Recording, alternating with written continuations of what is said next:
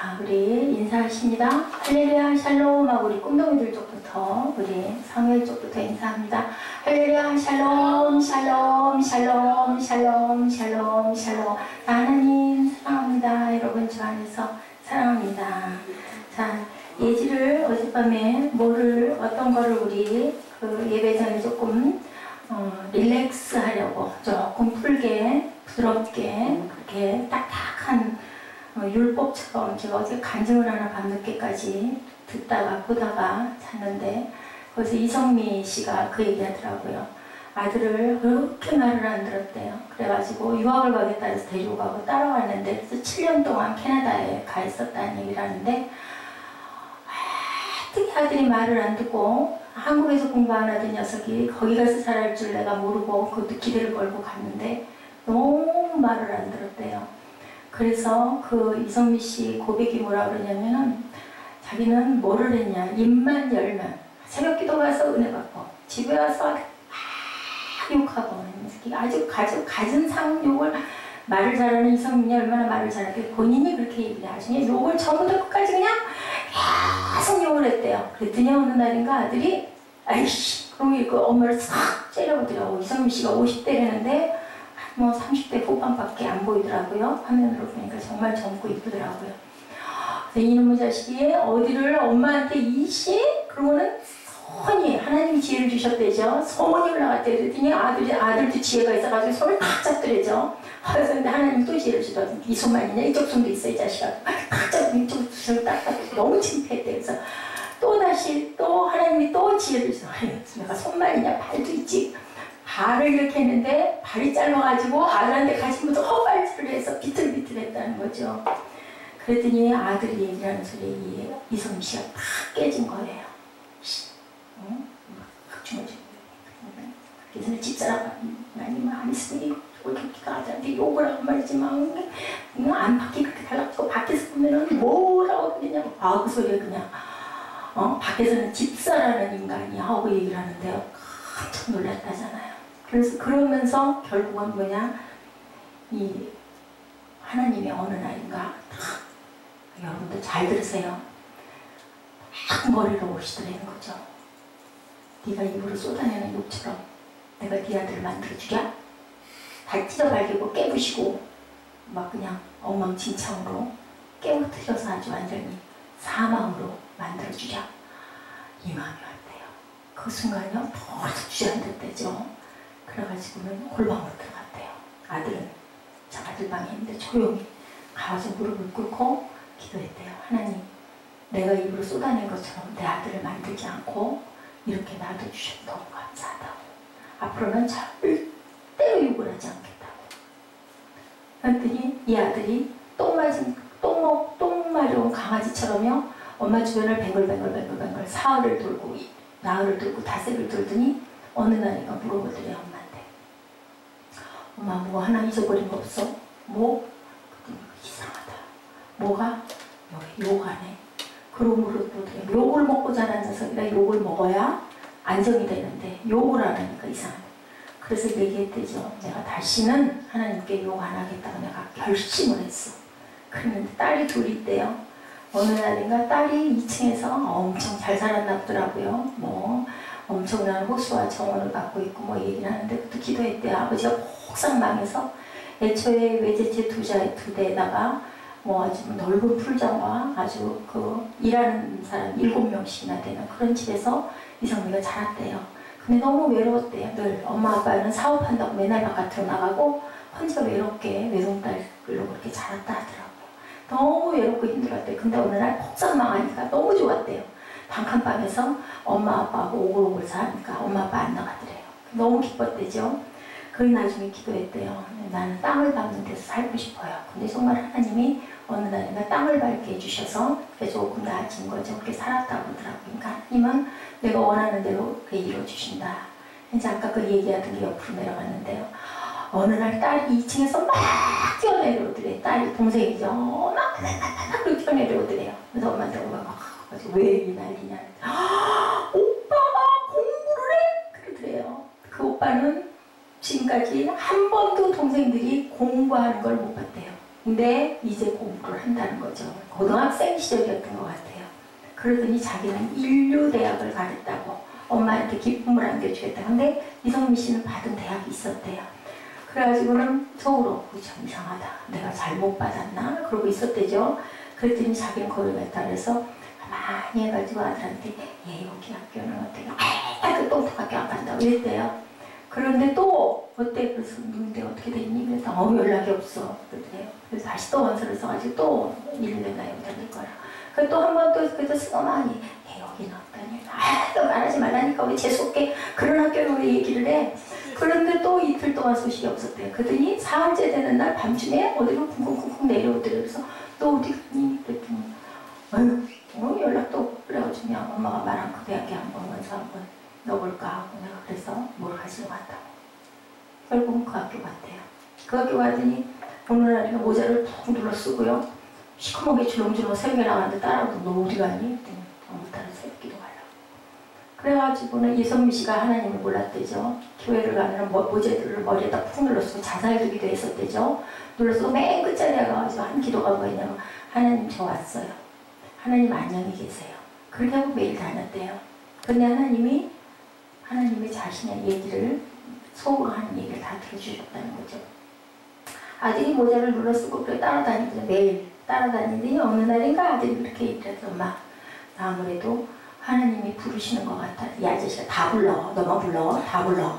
그랬더니 아니 그게 아니고 내가 그래도 하나님 일을 해. 다 해. 우리도 하잖아. 일 나도 하잖아 지금. 그랬더니 아니 그게 아니라 내가 목회를 해야 될 것 같아. 아니 목회는 아무나 하냐? 그랬대죠. 그 얘기 지금까지 이렇게 했어요. 그러니 지금은 신학대학을 카나다에서 혼자 다녀. 근데 너무 했더니 어느 날인가 하나님이 아들 손을 잡고 가가지고 이렇게 찬양하고 기도하고 얘기하고 너무 좋았을 때 아들 손을 붙잡고 다니면서 어느 날인가 하나님이 너 그 손 나한테 주지 않겠니? 라고 하시더래요. 그래서 아이고 하나님 나 인재 아들 손 잡았어요. 나 인재 아들하고 좀 행복하고 사랑하고 싶은데 하나님 아유 그러시면 안 되죠. 그랬대요. 잠잠하시더래죠. 그러더니 또 한참 만에 또 너 그 손 그 오른손 놔주지 않을래? 그랬대요. 그래서 기도했대죠. 하나님이 그럼 내 아들 손 붙잡으세요. 그리고 결국은 엄마는 서울로 오고 아들은 캐나다에서 지금 신학 공부를 하고 있다라는 간증이에요. 1시간 한 30분 정도 되는 내용을 제가 지금 짧게 얘기를 했어요. 예지가 연예인들 그런 가수 그런 쪽에 어떤 그 공모하는 데도 나갔다는 얘기를 들으면서 어젯밤에 제가 내일 우리 뭔가 좀 부드럽게 어떤 은혜라기보다는 릴렉스하게 좀 기쁘게 뭔가 좀 마음이 좀 따뜻해지게 뭘 좀 어떻게 하면 좋을까. 요즘엔 제가 그게 설교 다음번 두 번째 또 그 어떤 마음의 부담이 와요. 뭐 그냥 설교가 끝나면 되는데 그런 마음이 요즘에 와요. 그래가지고 찾는데 우연히 이렇게 1번부터 쭉 그리고 10번이거든요. 넘기다 보니까 그 연예인 합창단 얘기가 딱 보면서 엑츠가 원래 사도행전 약자잖아요. 근데 정말 아까 그 설명한 대로 배우들 그죠? 탤런트들 또 가수들 또 이런 아주 자신들의 딱 그 이름을 하나님이 미리 만들어 놓으신 것 같다라고 얘기할 정도로 그걸 딱 보면서 하나님의 은혜 보면서 내가 또 우리 에스더 생각을 했어요. 전에 또 그 찬양을 너무 은혜를 받아서 열심히 하려고 근데 톤이 높아가지고 고생했던 기억이 나고 참 아깝다라는 생각을 저는 매일 합니다. 근데 또 어떤 그 감정을 보다 보니까 하나님의 부르신 자야. 그 이성미 씨가 초반에 그런 얘기를 했어요. 그 세신자들 초청하는 분 하면서 얘기를 하면서 이제 재밌게 얘기를 하느라고 하는데 여기저기 볼 거 없어요. 거기 왔으면 거기가 부르신 자리니까 거기서 은혜 받고 그것도 갈까 군둥이 빼면 데리고 오는 사람 일주일 동안 먹이고 또 주고 먹이고 주고 데려오고 또 주일날 토요일날 배가 땡갈 돌면 전화해가지고 뭐 내일 어때면 주일날 또 아침에 술 많이 전화해가지고 나 미치야 그러면 또 어쩔 수 없이 따라오고 그렇게 해서 언제까지 세례받을 때까지 그렇게 하면 하나님 식구가 된다라는 얘기를 해요. 부르신 자리에서 내가 예배하오니라는 생각이 들더라고요. 참 예쁘고 아까 봤죠? 아는 얼굴도 있고 그 처음에 나를 지으신 이가 하시는 그분이 윤복희 씨예요. 그분이 저보다 나이가 10살 정도 위이실 거예요. 제 기억에 그래요. 정말 저기 오빠가 지금 목사님이시죠. 고아로 자랐죠. 5살 때부터 그 미팔군에서 노래하고 하던 그 은혜 받아가지고 그런 모습을 보면서 참 하나님은 살아계시는구나. 예, 우리 본문 말씀 잠깐 집중해서 나누시고 제가 길게 얘기하지 않을 거예요. 원고는 10장이 넘지만 짧게 여러분들 다 아시는 내용이니까 여기서 중요한 건요. 오늘 제목을 제가 고민을 하다가 God alone, 하나님만이라는 제목을 잡아봤는데요. 1절에 보니까 나의 영혼이 잠잠히, 우리 찬양 많이 하죠. 나의 영혼아 잠잠히. 제가 아까 초반에 그 찬양을 계속 틀어놨어요. 하나님만 바라보다 보면요. 하나님이 역사를 해요. 아까 얘기했죠. 원래 실패한 선교사였었어요. 존 웨슬리가. 이 사람 누구예요? 감리교 창시자예요. 근데 어느 날인가요? 런던의 길을 지나가다가 올드 그 스케이크 스트리트라는 길을 지나다가요. 어떤 조그마한 초라한 교회가 있었대요. 그 챗불에 아마 예배 때가 돼서 들렸겠죠. 그랬더니 설교자가 자신의 설교를 하지 못하고 그 마틴 루터의 우리 로마서 열렸잖아요. 로마서 제가 그 지난 수요일날 그 얘기했죠. 로마서가 그렇게 깊은 그런 그리고 많은 그 성인들을 그 은혜를 받게 해준 게 바로 로마서다. 존 번연도 그랬고 존 웨슬리도 그랬고 많은 영성인들이 전부 다 많은 로마서에서 은혜를 받았다고 제가 얘기를 했을 거예요. 또 마틴 루터 역시도 그랬다고 그랬죠. 그런데 이 사람이 쓴 로마서가 아주 꽤 유명했대요. 그 1장을 그냥 읽고 있었대요. 이 설교자가 뭐 이렇게 설교를 한 게 아니라 근데 그거를 듣다가 그냥 쏟아졌다는 거죠. 그래서 그때부터 굉장히 놀라운 그 성령의 불꽃이 일어나기 시작을 해서 그래서 그 감리교 창시자가 될 만큼 아주 열심히 그랬는데 과연 이 로마서에 뭐가 믿음의 본질을 가장 명쾌하게 제가 이 설교를 잡으면서 우연히 눈에 꽂혔어요. 이 말씀이 눈에 꽂혔는데 보니까는 제가 로마서를 시작을 하고 있더라고요. 그래서 이건 완전히 그죠? 시편 말씀이 다윗에게 주신 말씀이 딱 로마서의 말씀인 거예요. 여기 보면요. 구약을 보면 신약하고 접목이 이렇게 돼요.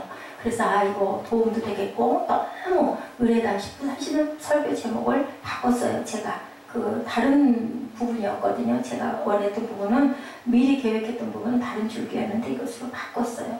로마서에서는 굉장한 두 가지 초점이 있는데요. 로마서 1장 17절에 뭐라고 하세요?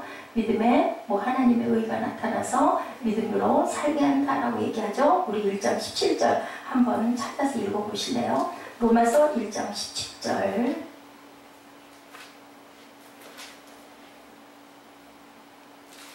찾으신 분이 그냥 읽어주세요. 잘 아는 말씀이에요. 복음에는 하나님의 의가 나타나서 믿음으로 믿음에 이르게 하나니 기록된 바 오직 의인은 믿음으로 살리라. 우리는 믿음으로. 여러분들 믿음이라는 게 뭐라고 생각하세요? 믿음이 뭔 것 같으세요? 믿음에는 두 가지가 있는데요.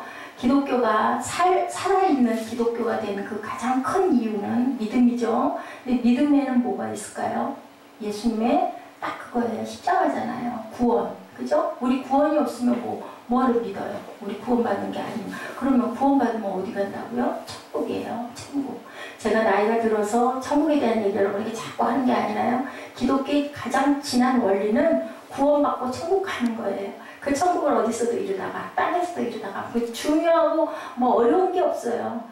기독교가 복음이 굿뉴스잖아요. 기쁜 소식이 뭐냐면 우린 죽을 목숨이에요. 근데 살았대요. 살 수 있대요. 그게 뭐냐면 바로 복음이고 그걸 이루신 분이 예수님이고 그 십자가에서 부활이 없다면 아무 소용이 없는 거예요. 죽었다 다시 살아날 수 없다면 뭐하러 이렇게 열심히 그죠? 예배를 드릴 필요도 예수를 믿을 필요도 사실은 없는 거예요. 우리 죄를 씻기 위해서 율법적으로 정말 바르게 살아야 되겠다라는 어떤 그런 도덕, 윤리 외에는 없는 건데 이걸 기적은 뭐냐면요. 우리가 살 수 있다라는 거. 그래서 살 소망을 갖고 죽어도 산다라는 부분이 가장 귀한 거예요. 로마서의 딱 두 가지는 그거예요. 믿음으로서만 하나님 앞에 의롭다움을 얻을 수 있다. 우리는 믿음이 아니고는 의롭다라고 저 사람은 의로워 아무도 없어요. 다윗도 아닌 거죠. 그죠? 근데요. 아까 얘기한 것처럼 로마서가 쓰여지기 전 1000년 전에 다윗이 이 시편에 그것이 기가 막히게 증명이 되고 있다는 거죠. 다윗의 생애가 가장 어려웠던 시절이 언제였느냐 하면요. 누구에게? 사울에게 쫓겨다닐 때와 그 다음에 압살롬에게. 압살롬이 누구예요? 다윗의 아들이죠. 아들이 죽이려고 쫓아냈어요. 아버지를 쫓아내고 자기가 왕이 되고자 했어요. 그렇게 도망 다닐 때 그때 바로 이 시편, 이 62편이 지어진 시편이라고 그렇게 수업에서 설명을 하고 있어요.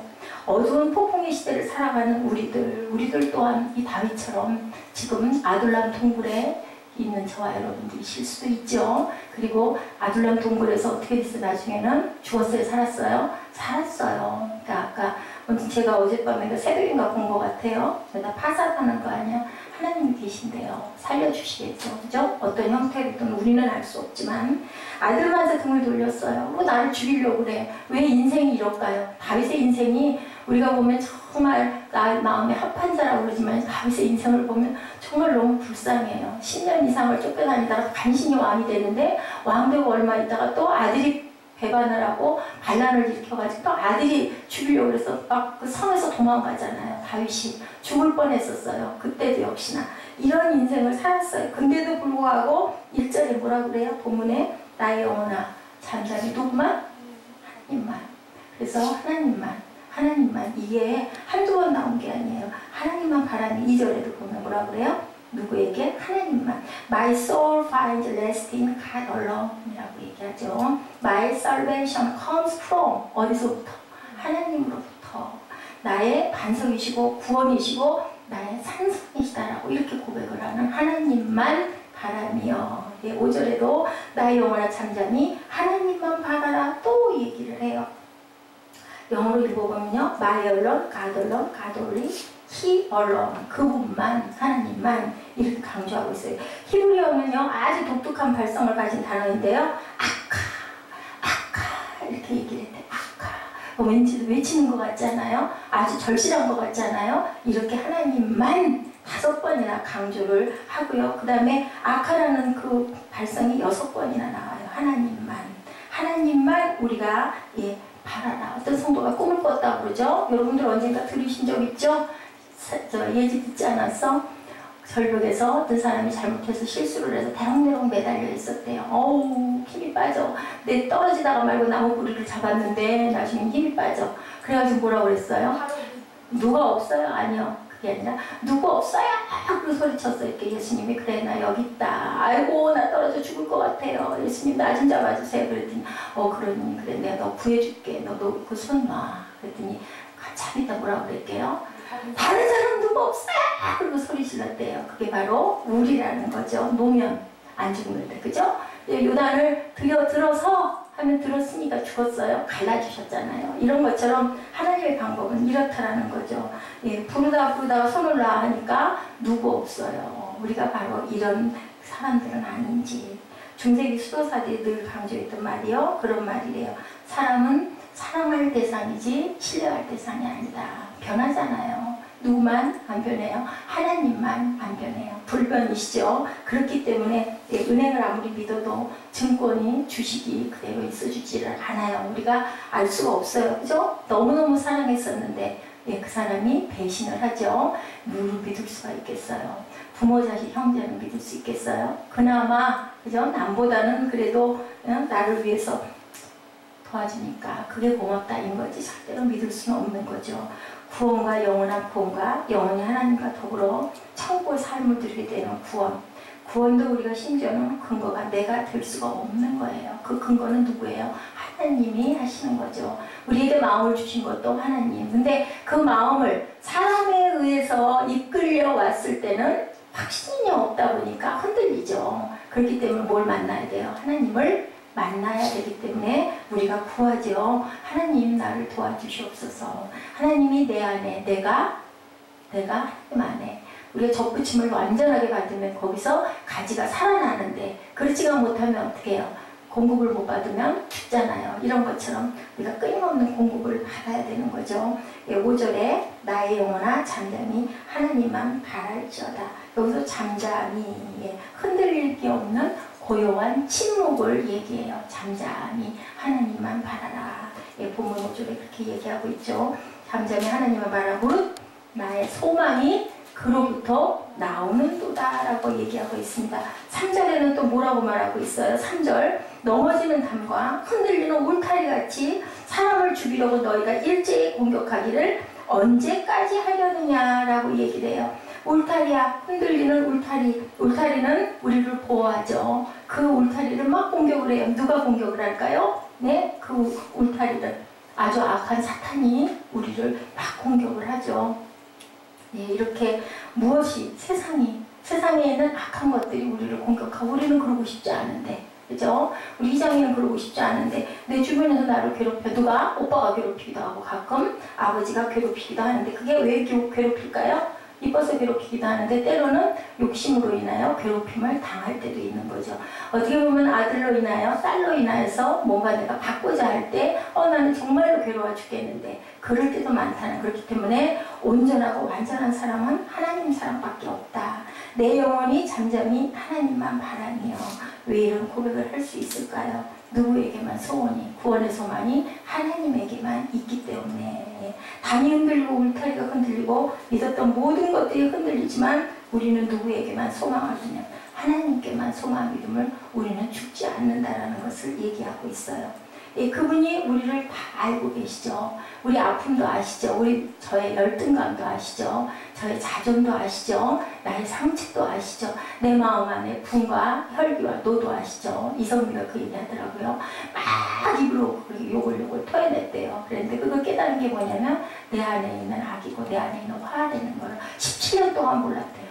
17년 동안 끊임없이 욕했대요. 아들한테. 아들이 말을 안 들어가지고. 그러니까 절대로 바뀌지 않더니 내가 바뀌고. 그래서 한 번 그랬대요. 아들을 올라오라고 그래가지고요. 아들 앞에 무릎을 딱 꿇었대요. 그 얘기 들으면서 딱 제 생각이 나더라고요. 저도 지난번에 한 번 여기서 새벽에 무릎을 꿇었던 적이 있었어요. 무릎을 꿇고 내가 잘못했다. 엄마가 잘못했다. 그리고 용서를 해다오. 빌었대요. 그동안 너를 너무 욕을 많이 했고 너를 너무 힘들게 했구나. 그랬더니 애가요. 처음에는 놀래가지고 이러더니 나중에는 엉엉 소리를 내서 울더래죠. 울더니 그렇게 얘기를 하더래요. 내가 얼마나 힘들었는 줄 아냐고. 내가 탤런트의 아들로 살면서 이성미의 아들로 살면서 얼마나 힘들었는 줄 아냐고. 엄마가 나에게 한 번이나 위로해주면 적 있고 엄마가 나에게 한 번이나 잘한다고 칭찬해주면 적 있고 한 번이나 나를 격려해주면 적 있냐. 저는 그 얘기를 들으면서 꼭 이거 내가 들어야 할 소리구나. 그게 뭐냐면요. 내가 내 아들을 너무 율법적으로만 내가 너무 바리새인처럼 아들을 교육했구나라는 깨달음을 주셨대요. 물론 17년 만에 주신 깨달음은 아니고 아마 몇 년 만에 주셨겠지만 17년 동안 아들을 그렇게 욕을 하고 그렇게 때려주고 어렸을 때부터 그렇게 했는데 그렇게 하고 나더니 아들이 변해서 공부를 하기 시작을 하고 내가 엄마 기쁘게 해줄게. 그랬더니 결국은 하나님이 나를 부르셨어. 그래서 지금 목회를 공부하고 있다고 얘기를 하죠. 중요한 거는 절대로 나로 인해서 상대방이 바뀌는 건 없다는 거죠. 그게 바로 원리 원칙이에요. 내가 변해야 되는 거죠. 제가 많이 변해야 유은정 집사가 교회 나오려나 봐요. 그죠? 그렇기 때문에 상대방을 어째 그럴 수가 있어. 근데 우리 쉽게 그러잖아요. 그래도 그렇지 이런 얘기를 하는데 내가 은혜를 못 끼쳐서 변할 수가 없는 거예요. 그나마 의리로 교회를 나왔었는데 어떤 사건으로 인해서 세상으로 가다 보니까 너무 편하잖아요. 사람은 편한 거에 빨리 길들죠. 우리 8절 한번 읽어볼까요? 8절에 뭐라고 말씀하고 계시나 한번 읽어보시죠. 자, 시작. 백성들아 시시로 그를 의지하고 그의 앞에 마음을 토하라. 하나님은 우리의 피난처시로다. 자, 여기서 단어가 어떤 단어가 가장 눈에 꽂히세요? 저는 조금 특이하다라고 여긴 게 시시로. 그리고 하나님을 그의 앞에 하나님을 토하라. 토하라고 얘기하고 계시네요. 어떻게 하라. 시시로라는 뜻은요. 항상이라는 얘기. 항상 하나님을 의지하라는 얘기예요. 항상 의지하고 그의 앞에 우리의 마음들을 토해라. 토하는 건 뭘까요? 우리 모든 것을 다 그냥 하나님 앞에 그냥 확 쏟아. 우리 토하고 나면 어떻게 속이 시원해. 이성미가 그 수면제를 70알을 먹었대요. 70알을 먹고 그냥 먹으면 안 죽고 술하고 먹어야 된다 그래가지고 독한 술 한 병과 70알을 먹어가지고 아버지 같은 게 넣고 뛰었대요. 사람만 있어도 하고. 근데 알았대요. 수면제는 아무리 먹어도 죽지는 않는데 몰랐대요. 본인은. 근데 그거를 알았다고 그러더라고요. 그러면서 그 중환자실에서 얘기하더래요. 이거 죽겠구만. 그러고는 목에다가 호스를 넣어서 토해냈다라는 얘기를 하죠. 지금 토 소리를 하다 보니까 그 생각이 나요. 이렇게 어떻게 얘기를 해요? 나의 영혼아 잠잠히 바라라. 그리고 토하라라고 얘기를 한다라는 거. 하나님께서는 우리에게 깊은 의식과 무의식에 담겨있는 모든 것들을 다 토해내라고 얘기를 하세요. 그리고 뭐만 의지를 해라. 시시로 항상 하나님만 의지하라고 얘기하신다라는 거. 이 C.S. 루이스가 우리에게 영향을 굉장히 많이 끼쳤어요. 엄청 나니아 일기 C.S. 루이스가 지었죠. 이럴 만큼. 근데요, 그런 얘기를 해요. 불가지론자였대 이 사람이. 그런데 이 사람이 가르치는 교수였었어요. C.S. 루이스가. 문학도 역사도 르네상스를 가르치던 문학에 관심이 많았던 사람이었대 이 사람은. 근데 어느 날인가요? 성경을 조금 알아야 문학 문맥을 좀 가르치는데 도움이 되겠구나 싶어서 성경을 읽기 시작을 했다는 거예요. 성경 중에서요, 시편을 좀 읽어보자 했대요. 시편은 좀 성경에서 성경스럽지 않잖아요. 시 같은 느낌이 나잖아요. 그래서 아마 시편을 관심을 갖고 읽었대요. 근데 깜짝 놀랐다는 거죠. 성경 중에 내가 시편을 좀 읽어보자고 시편에 관심을 가져보다 보니까 시편이 나와서 봤대요. 그랬더니 1편을 읽으면서 이 사람의 소감이 not bad, 나쁘지 않다라는 생각이 들었대요. 그래서 2편 괜찮다. 시편을 넣으면서 고개를 흔들기 시작을. 이거 좀 이상하다. 이 성경 시편에는 아름다워야 되는 시편 안에 뭐 이렇게 거친 말들이 이렇게 많을까. 맞아요. 시편이 넘어가면요 막 좀 뭐랄까 무서운 얘기들이 참 많아요.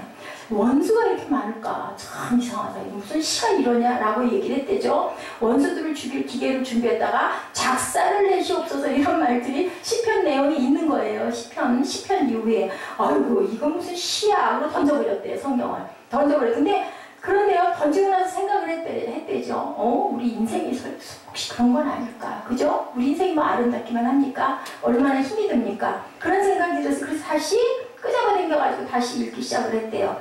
인간의 감정을 굉장히 솔직하게 표현을 한, 우리 뭐라고 그랬어요? 제가 여러분의 기도할 때 기도는 뭐라고요? 하나님께 대화라고 얘기했죠. 도보는 중보라고 얘기했죠. 간구는 처절하게 이거 해주시옵소서라는 게 간구라고 여러분들에게 얘기했잖아요. 그래서 그때부터 하나님을 믿기 시작을 했다라는 그런 얘기가 있어요. 솔직하게 투명하게 내어놓을 수 있는 그것이 바로 성경이고, 그렇다면 나도 그렇게 해야 되겠구나. 가리지 말고 감추지 말고. 그죠? 우리가 회개하는 사람들은 어때요? 창피한 거 모르잖아요. 회개가 정말 된 사람들은요, 내 어떤 부족한 부분이나 내 약점을 절대로 감추려고 하잖아요. 나 이런 게 있어요. 이거 약한 부분 있으니 이거 기도해 주세요 하고 얘기하는 게 회개하는 사람들이죠. 나를 다 포장하려고 하는 사람은 아직 회개가 한참 덜 된 사람이라고. 우리가 어떻게 다 완벽해요. 그죠? 그렇기 때문에 어디에서든 절대로 이성민 씨 그 얘기 하더라고요. 교회 갔을 때 사람 절대 보지 마세요. 아이고 저기 왼수 같은 저 인간이 저기 앉았네. 나 이 교회 뭐다. 그럼 딴 데 가면 더 큰 왼수가 있다는 얘기인 거예요. 어디도 온전한 사람만 있는 곳은 없다는 거죠. 교회라는 얼마나 많은 사람이 모이는데, 특히 주의종 바라보고 실족하지 말라는 거예요. 주의종도 사람이고 못 돼가는 과정이에요. 하나님께 사명을 받아서 전하기는 하지만, 그죠? 하나님 말씀을 가장 가깝게 접하고 있기 때문에 저 역시도 보다 보면 미워할 수가 없는 마음이 자꾸 생기는 거죠. 아이고 그래도 하나님의 법칙은 이런 건데, 그걸 알기 때문에, 왜냐면 내가 전하기 때문에. 전혀 다를 게 없어요. 욕할 때 똑같이 욕하고, 그러고 이제 뭘 빨리 해요? 회개를 빨리 할 뿐이죠. 하나님과 나와의 관계만이 가장 중요한 것이기 때문에 절대로 사람을 보고 예수를 믿으려고 하지 말고 말씀을 보고 믿으라는 거예요. 강대상에 쓰셨을 때 그 목사님 입에서 나오는 그 말씀이 나를 향한 말씀이다. 이 생각만 하고 예수를 믿어야지, 목사님이 사생활 보고 아이고 저런데 내가 무슨 그럴 거야. 이건 누구의 손해예요? 본인 손해라는 거예요. 이래서 우리가 절망, 눈물, 좌절, 그 모든 것들이, 우리 안에 있는 모든 것들이 무엇을 바라보고 하나님만 바라고 토하라고 얘기하고 계세요. 지금도 역시. 그래서 우리가 기도하는 거예요. 제가 기도 끝나고 나서 5분만 기도하시죠, 10분만 기도하시죠 한 거는요, 어떻게 보면 기도해야 되니까 아유 기도해, 그게 아니라 내가 오늘 말씀 듣고 어떤 부분이 가장 내게 와서 꽂혔나? 나는 어떤 부분을 정말 회개해야 되겠나? 아니면 나는 어떤 부분이 감사해야 되겠나? 아이고 내가 이게 기억이 나네? 이것을 토하라고. 감사와 또한 내 그 비울 것들에 대한 것들을 토하는 그 기도를 하는 거죠. 예, 우리가 이렇게 절망하고 좌절하고 발등하고 이 모든 것을 정확하게 하나님께 토하는 그런 기도를 하시기 바랍니다.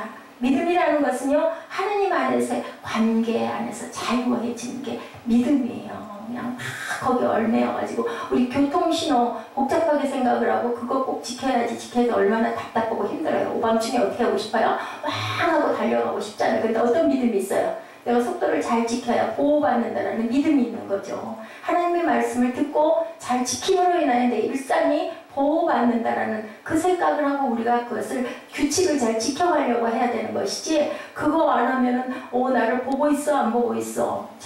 아이들이 엄마 요폰 한번 하면서 감시를 싹 하는 걸 보면서 나쁜 일을 이렇게 하려고 할 때 마음이 어때요? 마음이 불편하죠.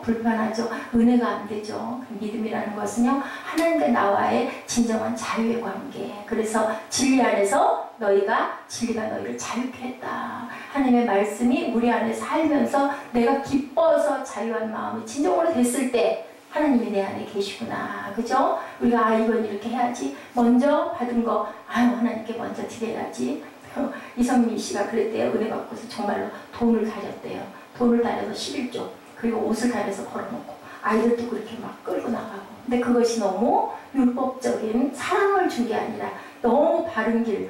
저도 그런 경향이 너무 많은데, 예, 그 전에 김진숙 목사님이 그거 깨달아서 보라 딸이 그렇게 됐다라는 얘기를 하는데 똑같은 얘기인 거예요. 그것이 은혜가 됐을 때 내 안에 하나님이 자유케 거할 때 돈도 달리고 싶고 하나님께 더 많이 드리고 싶고 교회 오면 선물 하나 그냥 반드시 놓고 싶고, 그런 마음 누가 주셔요? 하나님이 주셔요. 뭐 받았을 때? 은혜 받았을 때. 근데 은혜 받지 않은 사람이 해야 되니까 해야지 하다 보면 시험이 들고 너무 힘든 거죠. 우리 유집사처럼. 그러다 보니까는 같이 있고 싶지가 않은 거고 불편한 거고 떠나고 싶은 거고. 그런데 어떻게 해요? 사람이 부족하죠. 우리가.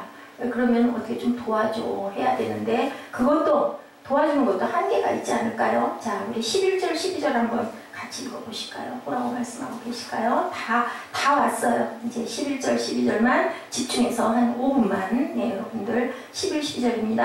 하나님이 한두 번 하신 말씀을 내가 들었나니 권능은 하나님께 속하였다 하셨도다. 주여 인자함은 주께 속하오니 주께서 각 사람이 행한 대로 갚으심이니이다. 예, 갚아주신다라고 얘기를 하고 계시네요. 한두 번 하신 말씀 어떤 의미로 우리가 믿느냐라는 얘기를 하고 있어요. 어떤 학자들은요, 하나님이 한 번 말씀하셔도 진리인데 두 번 말씀하셨다면 그거는 확고한 것이다 라고.